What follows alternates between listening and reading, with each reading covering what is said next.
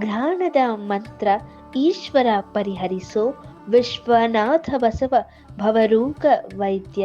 ಭಕ್ತಿಗೆ ಉಸಿ ಬಿಟ್ಟನಲ್ಲದೆ ಓಂಕಾರದ ಒಳಭೇದವನರಿತರೆ ಹಸ್ತಕ ಶುದ್ಧ ಬಸವಣ್ಣ. ತಾತ್ಪರ್ಯ: ಓಂಕಾರದ ಮಹಿಮೆಯನ್ನು ಹೇಳುವ ಸಂಗತಿ ಇಲ್ಲಿದೆ ಎನಿಸುತ್ತಿದೆ. ಮೌನೇಶ್ವರರು ಬಾಲ್ಯದಲ್ಲಿ ಗುರುಕುಲದಲ್ಲಿ ಶಿಕ್ಷಣ ಪಡೆಯುವಾಗ ಓಂಕಾರ ಕಲಿಸುವ ಗುರುವನ್ನೇ ಪ್ರಶ್ನಿಸಿ ಅದರ ಅರ್ಥ ಹೇಳಿದವರು. ಘ್ರಾಣದ ಮಂತ್ರ ಎಂದರೆ ಮೂಗಿನಿಂದ ಉಚ್ಚರಿಸುವ, ನಾಭಿಯಿಂದ ಉಚ್ಚರಿಸುವ ರೀತಿ.